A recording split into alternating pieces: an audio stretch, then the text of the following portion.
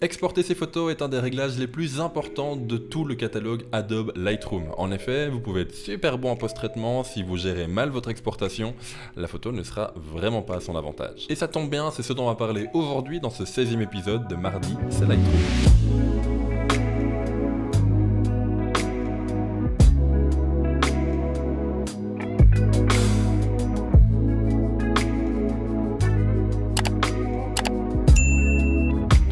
Maintenant sous Lightroom avec une photo qui est terminée, que vous avez peut-être vu passer d'ailleurs sur mon Instagram, et on va voir ensemble comment l'exporter. Alors pour lancer l'exportation, il y a 4 options disponibles. Le premier, que je n'utilise absolument jamais, c'est en passant par la bibliothèque et en appuyant en dessous à gauche sur le bouton exporter. Le deuxième, c'est lorsqu'on va lancer le menu fichier en haut et puis qu'on va lancer exporter. Le troisième, vous l'aurez vu, c'est lorsqu'avec le raccourci clavier, je vais appuyer sur CTRL ou commande si je suis sur Mac, Maj et E, ça va lancer du coup l'exportation. Et le quatrième, que j'utilise personnellement à chaque fois, c'est lorsque je vais en dessous sur le menu de photo, clic droit, exporter. Et là j'ai deux choix, soit exporter avec les réglages précédents, si j'ai déjà exporté avant, et le réglage exporter. On a ici la fenêtre d'exportation qui vient s'ouvrir.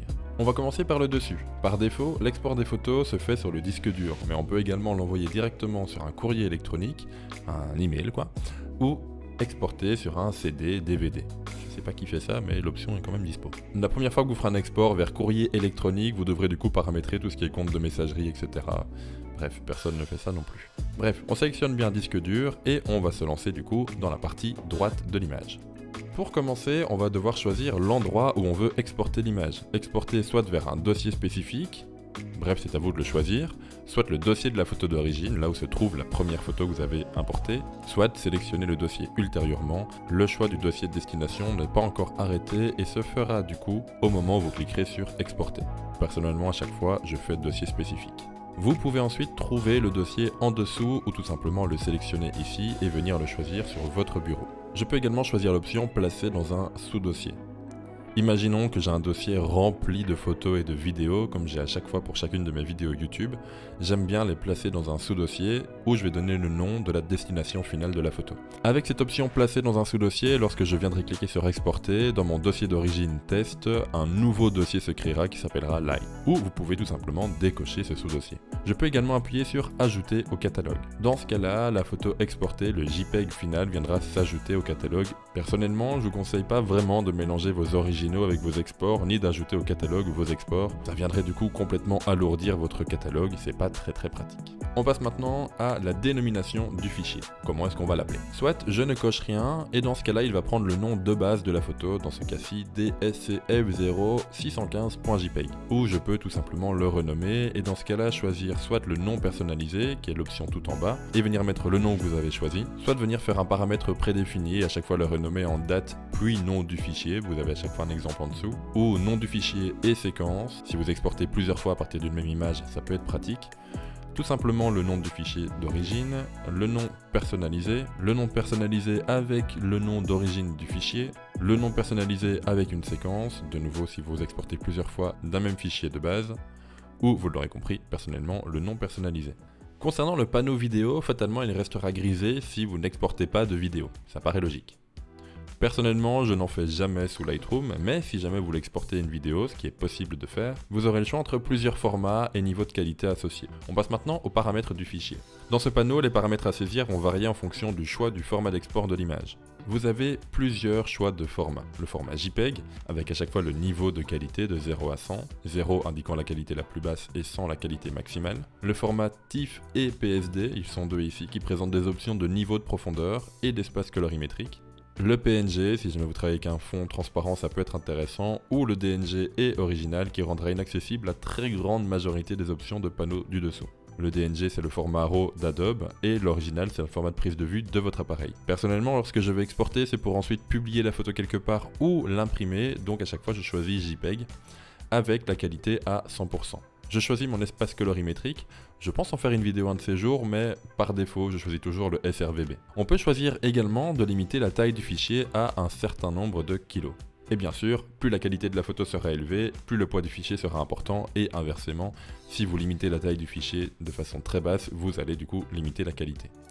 Personnellement, je préfère jouer avec l'onglet qualité ici qu'avec la limite de taille de fichier, je trouve ça beaucoup plus lisible. On passe ensuite au dimensionnement de l'image. L'accès ou non aux options du dimensionnement de l'image dépendent du format d'export choisi par vos images. Selon le format ici, vous aurez accès ou non au panneau du dessous. Si vous choisissez d'exporter en DNG ou en original, aucune option de redimensionnement seront disponibles. Par contre, si vous le laissez en JPEG, PSD ou TIFF, vous aurez la possibilité d'effectuer un redimensionnement. Pour commencer, si vous voulez redimensionner l'image, il faut bien évidemment cocher l'option. Ensuite, on va choisir selon quel bord on va redimensionner l'image. Soit en largeur et hauteur, soit au niveau des dimensions, qu'on peut du coup directement choisir ici, soit au niveau du bord le plus large, soit au niveau du bord le plus étroit, soit au niveau des mégapixels, ou pour terminer au niveau du pourcentage de la photo. Si l'image d'origine est plus petite que les dimensions indiquées, on peut cocher l'option ne pas agrandir, ça empêchera que la photo issue de l'export soit plus grande que l'original, et en général, lorsqu'on vient agrandir une image, on perd un petit peu en qualité. On va voir ensemble du coup les différents modes pour redimensionner l'image, sachez juste que pour moi le plus simple est quand même de le redimensionner selon le bord le plus large.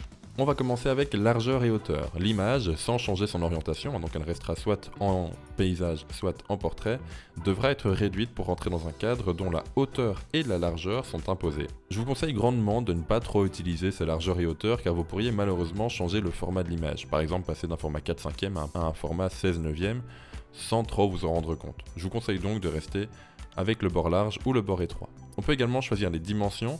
L'image devra rentrer du coup dans les dimensions choisies, sans notion de largeur et de hauteur.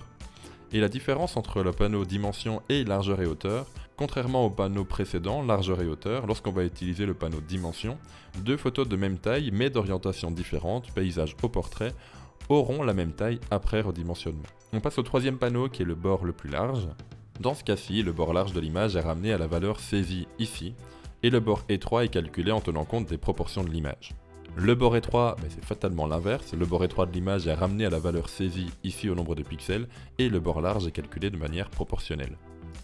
On termine avec mégapixels. Contrairement aux autres choix, l'unité initialement choisie, pixels ou centimètres, sera remplacée par le libellé mégapixels également ici.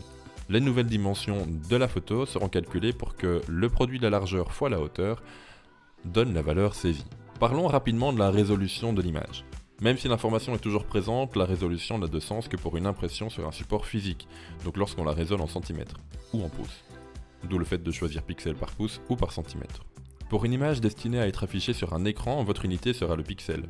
Dans ce cas, peu importe la résolution, celle-ci ne sera jamais utilisée pour l'affichage. Ce sera une simple information sans importance. Mais si vous fixez la taille d'impression en centimètres ou en pouces, et indiquer une résolution, Lightroom en déduira les dimensions optimales de l'image en pixels. Retenez simplement pour la résolution que lorsque vous allez utiliser l'image simplement sur un écran, cette option n'a pas énormément d'importance. Elle commence à avoir de l'importance en pixels par pouce ou par centimètre lorsque vous allez commencer à imprimer vos photos. On passe maintenant à la netteté de sortie. Dans le développement de Lightroom, dans le panneau de développement, on a également pu gérer la netteté. Mais il est possible de l'accentuer encore une dernière fois au moment de l'export. Pour ceci, il faut bien évidemment cocher l'option netteté pour choisir la destination finale de la photo en écran, papier mat ou papier brillant et choisir le gain de l'image. Vous avez le choix entre trois types d'accentuation, faible, standard ou élevé. On passe aux métadonnées de la photo. Chaque photo numérique est accompagnée de métadonnées, c'est un peu sa carte d'identité si vous voulez. On peut inclure différentes choses, soit le copyright uniquement, soit les informations de copyright et de contact, toutes les informations sauf celles de caméra RAW, donc elle va exporter toutes les métadonnées sauf les EXIF, tout sauf les informations de l'appareil et de caméra RAW, et toutes les métadonnées. On peut ensuite choisir de supprimer les informations de personne et les informations d'emplacement. Pour terminer, si vous souhaitez signer votre photo, vous pouvez également choisir application d'un filigrane. Dans ce cas là on vient cocher filigrane. Filigrane de copyright simple, mais en appuyant sur modifier les filigranes, on peut venir importer une signature, soit en l'écrivant simplement ici à la place du copyright, soit en venant sélectionner une image sur notre ordinateur en PNG ou en JPEG. Mais bon, vous savez ce que je pense des signatures. Et il vous reste une dernière option, c'est ce que Lightroom doit faire une fois qu'il a fini d'exporter vos photos. Soit ne rien faire, c'est-à-dire qu'absolument rien ne se passe, soit afficher les photos exportées dans l'explorateur, ouvrir les photos dans Adobe Photoshop. Attention au nombre de photos sélectionnées dans ce cas-là, lorsque vous exportez par exemple plusieurs centaines de photos et que vous cliquez sur cette option, Photoshop devra ouvrir les photos une par une, ça peut prendre beaucoup de temps. Soit les ouvrir dans une autre application, et là du coup c'est à vous de choisir l'application. Je vous donne rapidement mes réglages pour terminer. En emplacement d'exportation, à chaque fois, je les exporte sur le bureau et ensuite je viens les ranger du bureau vers un des disques durs que je possède. Les exporter vers le bureau, ça permet de gagner un peu en rapidité. Au niveau de la dénomination du fichier, à chaque fois je les garde en nom personnalisé et je viens choisir le nom. Pour mes vidéos YouTube, il y a à chaque fois une miniature qui vient sortir. Vous avez ici du coup le nom de la miniature de la semaine passée pour mardi c'est Lightroom, c'était un traitement par lot, donc j'ai appelé miniature lot tout simplement. Au niveau de la vidéo, je ne m'en sers absolument pas. Pour les paramètres de fichier, à chaque fois je les laisse en JPEG, qualité à 100%, espace colorimétrique sRGB. Au niveau du dimensionnement de l'image, ça dépend. Lorsque ce sont des photos pour moi que je vais garder qui ne sont pas destinées à un réseau, je ne vais pas les redimensionner. Mais lorsque je veux les appliquer sur un réseau, que ce soit Instagram ou mon site internet pour gagner un peu en légèreté, je viens sélectionner le bord large et les réduire à 2000 pixels. Au niveau de la netteté de sortie, je les règle à chaque fois pour écran et élevé. Les métadonnées, j'inclus tout et je supprime les informations de personne et d'emplacement. Je ne mets pas de filigrane et après l'exportation, j'ai choisi de ne rien faire car de temps en temps, je lance des exports alors que je n'ai pas fini de corriger toutes mes photos. Et bien évidemment, une fois que vous aurez réglé absolument tous les paramètres, vous pourrez juste appuyer sur exporter. Ok, j'espère que vous aurez aimé cette vidéo. Si c'est le cas, n'hésitez pas à vous abonner à la chaîne YouTube, mais également à rejoindre le groupe Facebook Le Mardi c'est Lightroom pour être tenu au courant des nouvelles sorties de vidéos. Nous on se retrouve mardi prochain à 10 h pour un nouveau tuto. Alors en attendant, sortez, faites des photos, mais surtout faites ce qu'il vous plaît, c'est le plus important. Et puis à mardi prochain tout le monde. Ciao.